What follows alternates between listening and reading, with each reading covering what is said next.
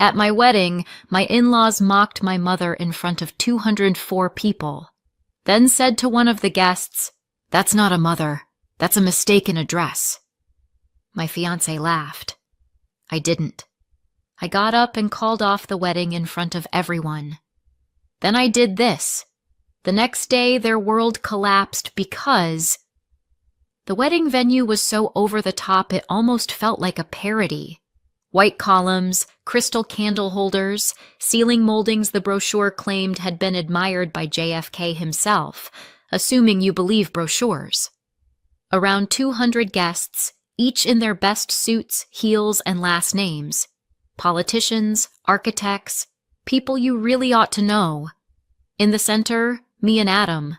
Well, mostly Adam. The family's golden boy.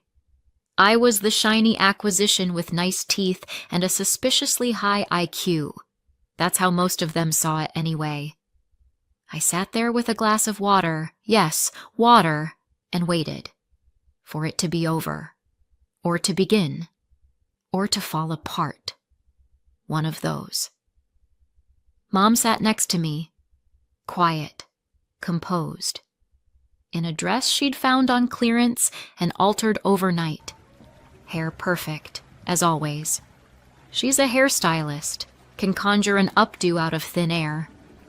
Someone at the next table whispered, "Did she do her own hair? Impressive."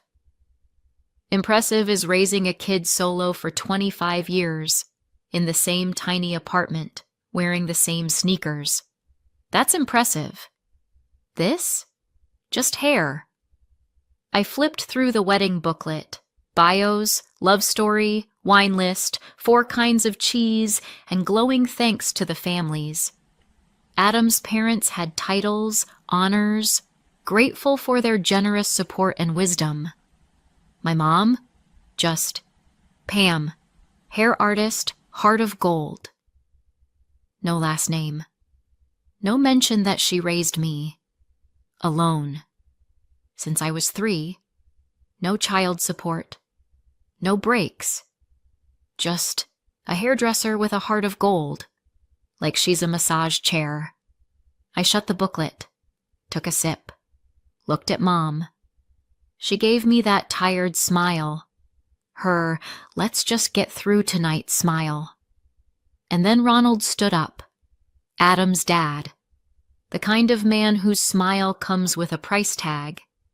He raised his glass, cleared his throat, and said, "Tonight we celebrate more than the union of 2 remarkable young people. We celebrate a story of success, a story of someone rising above their circumstances." Pause. This is America, after all. The land of opportunity, where even if you weren't born with a silver spoon, but say a comb in your hand, you can still make something of yourself. Polite laughter. Measured. I saw Mom's fork twitch. Deborah, Adam's mother, hid a smile behind her glass. One of the aunts giggled into her napkin. "Not everyone starts from the same place," Ronald continued. "But if you're driven, if you want more, you can become the bride at a wedding like this. Even if, once upon a time, your work was a little closer to the people." Closer to the people. Wow, thanks, Ronald. You just turned my mom's entire life into a campaign slogan. He sat down to the clink of glasses. Someone murmured, "Well said." Another added, "To America. Trailers to penthouses." Then came Deborah, the kind of woman whose voice is honey, but her spoon's full of arsenic. "Monica is proof that talent doesn't depend on geography," she said, smiling just wide enough. "I've always admired people who take from life not what they're handed, but what they've earned, especially when no one ever taught them how." Smile. Sip. Pause. "I'm sure much of Monica's gift comes from her mother," Deborah said, staring right at her. "The ability to see beauty in simplicity, to work with your hands, to stay connected to ordinary people. That kind of gift, well, it doesn't come with diplomas. It's innate. What some might call golden hands. Mom set down her fork, calmly, no sharp movements. I knew that gesture. It meant, stay seated. Don't break a glass over someone's head. My face was burning. I wanted to stand up, scream, throw something. But I stayed, because we don't make scenes, not in public. During dessert, I overheard one of Adam's cousins whisper to another, "Is it true Monica's mom isn't even a licensed stylist? Like she just learned on her own? That's wild. Our gardener plays piano by ear too." Fine. Whatever. I expected that kind of petty. Let her have her fun. But then it got worse. I stepped away from the table just to breathe. And that's when I passed Deborah chatting with someone. I didn't even catch who. I was heading back when I heard it. Clear as day. No maybes. Monica looks stunning. Couture bride for sure. Her mother, though, I honestly thought she was someone's +1. That's not a mother. That's a mistake in a dress. And the laughter. Soft, but sharp as a slap. I stopped. Just stood there. Deborah looked right at me and took a sip. Didn't flinch. Adam laughed. "Mom, seriously. Careful. Someone might actually get offended." That was it. I remembered sitting with him on the roof of his place in Portland. Him in an old t-shirt, scratching the side of a Coke can. "If the world ever falls apart, I'll stay," he said. "We'll get through it. I'm your fortress." Weird thing to say, but sweet, I thought. Now here I was, standing in a room full of people mocking my mother. His fortress was laughing. I walked over to Mom. "Let's go." Adam was suddenly at my side. "Moni, wait," he whispered. "They're just joking. They love you. It's just their style." "Their style?" I echoed. "Humiliating my mom with a glass of Prosecco in hand. Is that the vibe now?"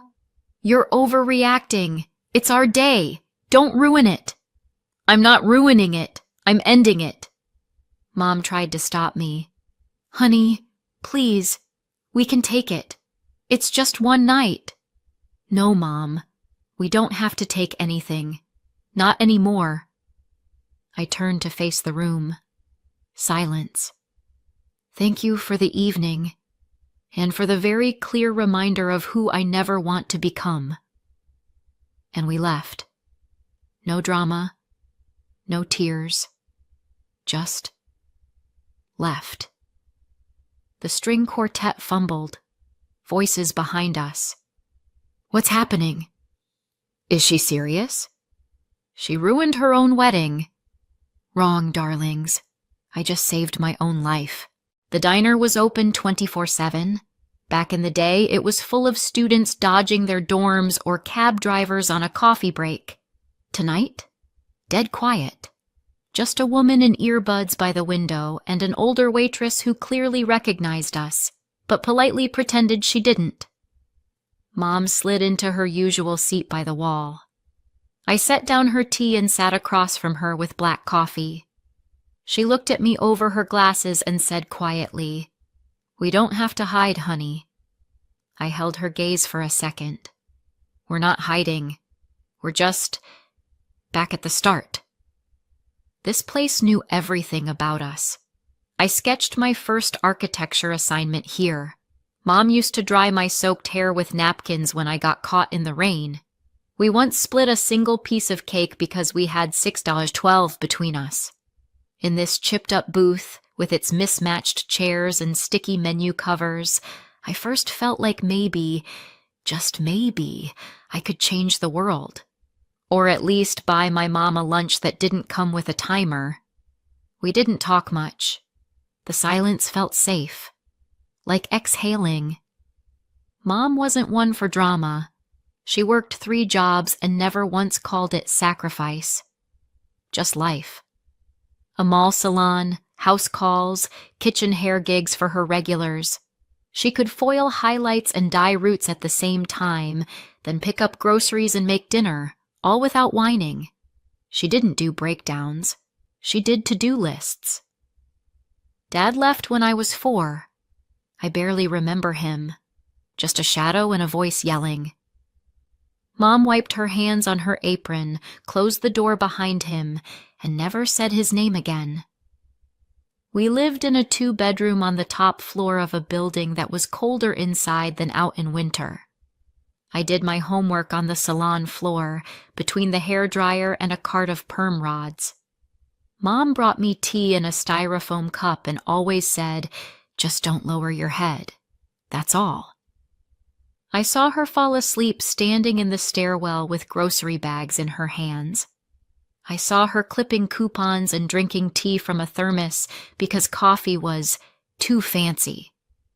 And I saw the way her eyes lit up when I brought home an essay from school, as if I'd won a Grammy or something. Architecture happened by accident.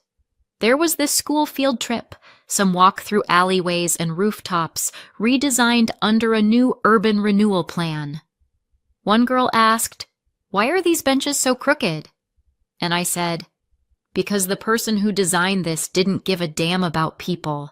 They cared about checkboxes, not cities." That was it. I couldn't unsee it. Got a scholarship. Moved to New York. Lived in a box of a room where the bed took up 90% of the space. Worked in the library. Ate instant ramen. Burned out. Kept going. Sophomore year, my friend and I came up with Urban Bloom, an app that turned abandoned city lots into usable, livable spaces, like crumbling courtyard, community request, design proposal, execution. 3 years in, the city noticed. Then a funder. Then the first actual money. Mom never quite got what the app did, but one day she said, "You're making something beautiful. You're tough, like your forehead." And honestly, that meant more to me than any TED Talk. Adam showed up at a city planning forum. He was representing his parents' real estate company. I was repping Urban Bloom. We clashed during the panel. He talked numbers, I talked neighborhoods. He pitched mixed-use commercial zones. I asked why people needed shopping plazas when they didn't even have a single park bench. Then came a post-panel debate. Then coffee. Then dinner. Then the kiss. He told me, "You treat architecture like art. I want to learn that from you." And I believed him. He seemed different, thoughtful, grounded. Nothing like his father, who keeps his hands in his pockets even when shaking yours.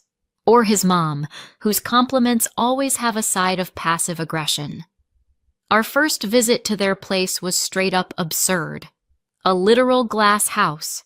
Glass, steel, fountains, LED mood lighting. Mom came in wearing her good discount store shoes and the coat she tailored herself.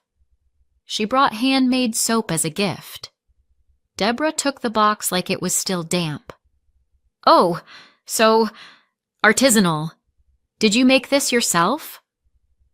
Ronald shook Mom's hand and said, "Thanks for raising such a creative daughter, especially considering your workload." Like she'd been raising me while cutting 10 heads of hair on the side. During dinner, Deborah leaned in and asked, "So your company specializes in urban lawns?" I said, "No.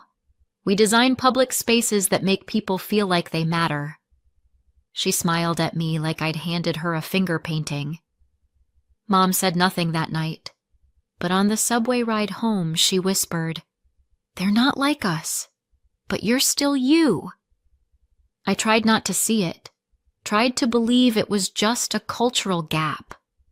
Adam said things like, "They joke that way with everyone," and "They really do like you, babe." But every time Mom talked to them, I felt it. Shame. Not for her, for them. The way they tilted their heads with that rich people empathy. The way they put interesting in air quotes. The way their smiles always skipped the apology part. I was living between two worlds, soup in a thermos versus oysters on toast. Only one of them ever felt like home. When we got back from the diner, it was past 3 a.m. Mom went straight to bed. I just sat in the dark, and suddenly I realized I hadn't just walked out on a wedding.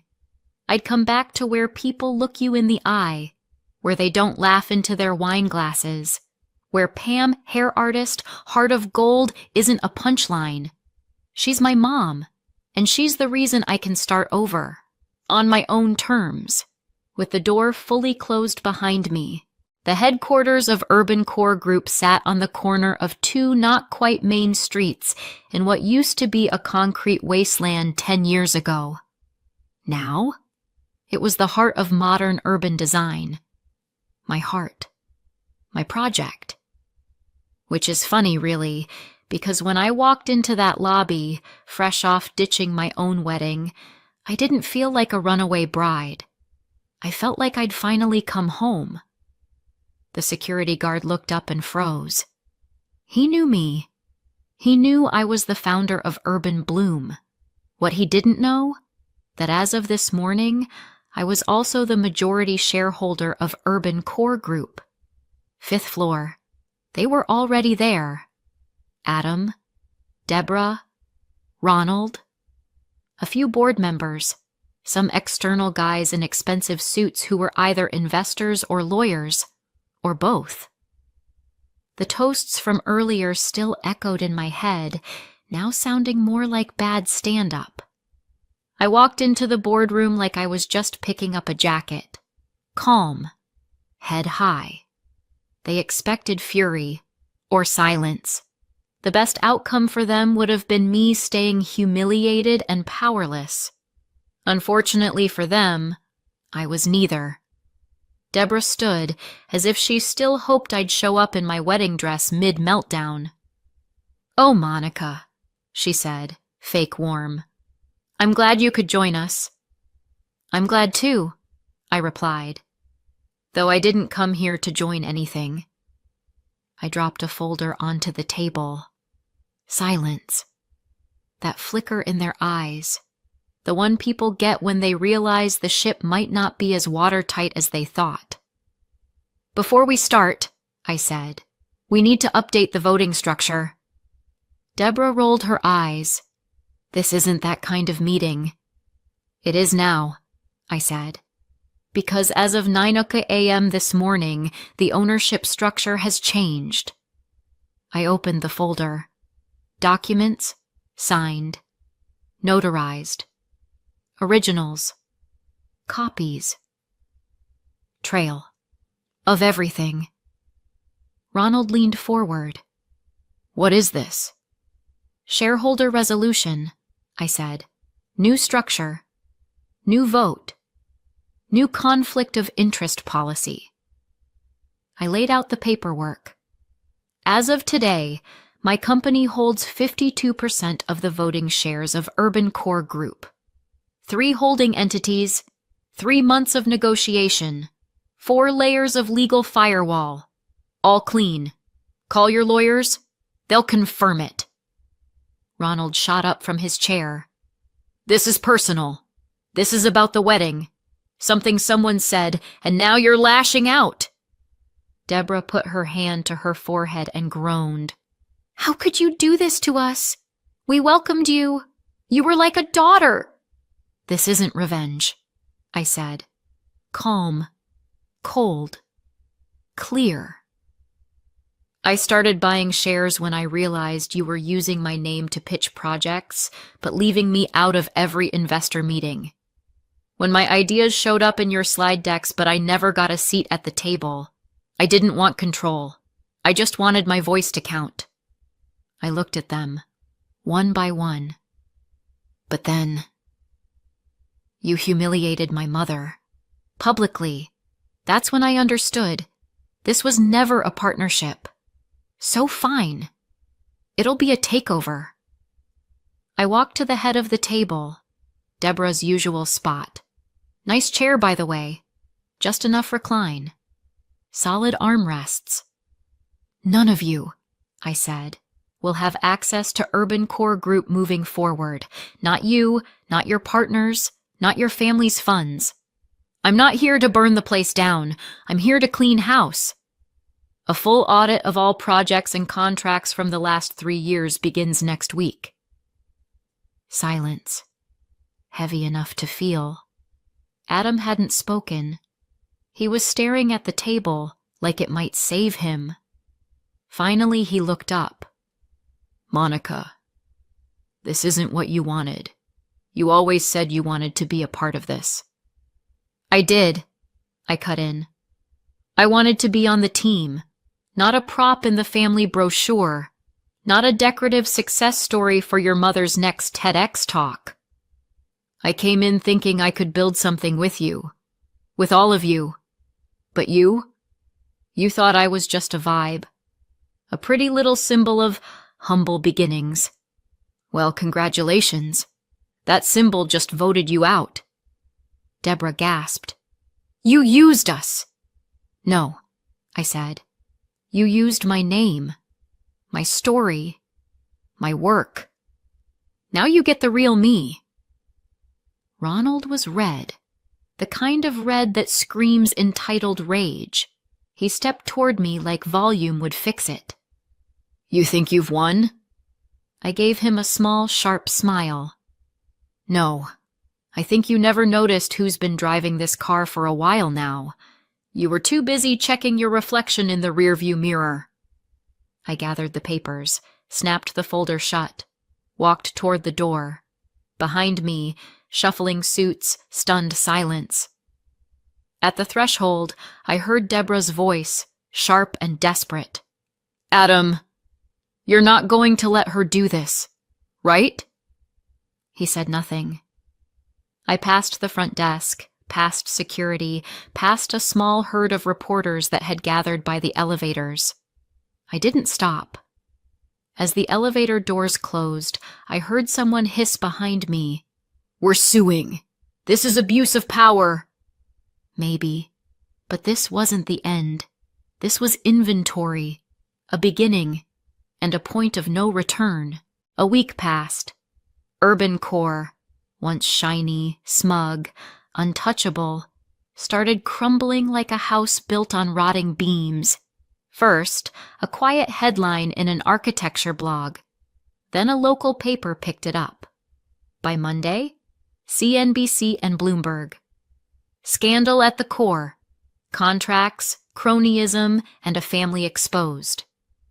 The internal audit, ordered by the new board, found that one particular project, the one Deborah Kramer proudly paraded around in her speeches, was bloated, to the tune of $3 million. Even worse, 2 of the contractors that got paid? No websites, no reports, no proof anything was ever actually built. The city froze the payments, and someone from the Planning Commission, anonymously of course, told reporters too many contracts were approved under special circumstances. No public review, no pitch meetings, just signatures. It raised red flags. Investors bailed. One major fund, who'd just been considering a long-term deal, publicly pulled out. Bloomberg called it corporate quarantine. Ronald dumped his remaining shares below market value. Deborah vanished the same week photos of her house hit foreclosure lists. And Adam? Gone. Or so I thought, until 9 days later, I was in my office at Urban Bloom, finishing a presentation for the mayor's office, when the front desk buzzed. You've got a visitor, said the guard. No appointment. Says it's personal. I didn't even look up. It's Adam, isn't it? Yes, ma'am. Let him in. He walked in looking like a golden retriever left out in the rain. The same lost puppy routine that once felt vulnerable. Now, just performance. Monica. I'm listening. I didn't know about the contracts, I swear, about my mom, the deals, all the back-end stuff. I wasn't on the board. They kept me out of it. I nodded.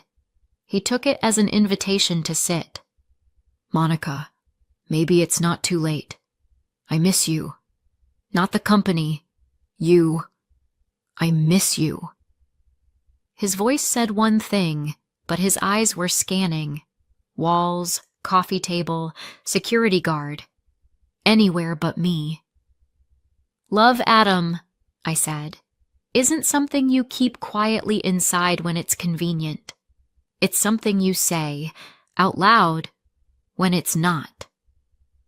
You stood there, laughing, while they humiliated my mother, while they mocked where I came from. And you said nothing. Worse, you smiled. I didn't know it would go that far. But you knew, and you chose silence. You chose comfort. And now I choose too. I tapped the trackpad, sending the presentation. The city had removed Urban Core from its list of preferred vendors. And now, so had I. He sat frozen, waiting for something. I added softly, You laughed, Adam. At me. At my mom. At everything that made me who I am. I paused. Maybe it wasn't a breakup. Maybe there was never really a relationship. Maybe I built something in my head that you never lived in. He opened his mouth, closed it. I used to think I misjudged you. Now I think I misjudged myself. You didn't want a partner. You wanted a prop. I still love you, he whispered. No, I said.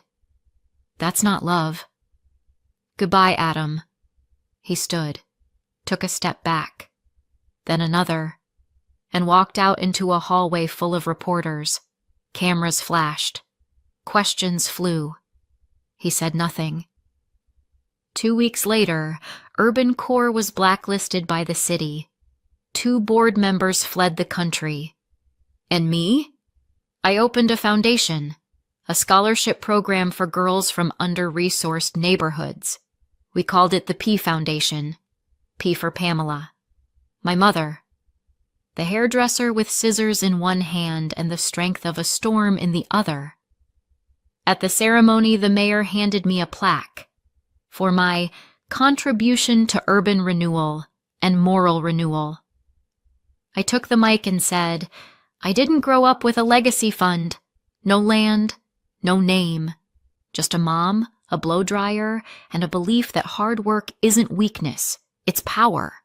I don't want to tear things down. I want to build. But sometimes, to build something real, you have to rip out what's been rotting. That night, Mom and I sat in our usual booth at the 24-hour cafe. She sighed. You could have just let it go. You didn't have to do all this. I sipped my tea, smiled. I wasn't getting revenge. I was making it clear.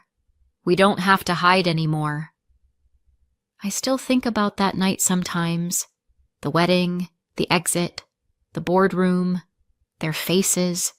Not because I regret it, but because I wonder, what would you have done? I wasn't out for blood. I just refused to be stepped on. Me, my mom, our lives. What do you think? Did I go too far? Or did I do what had to be done? Drop your thoughts in the comments. I actually do read them. And if this story hit something in you, subscribe, like, share. Stay tuned. More stories are coming.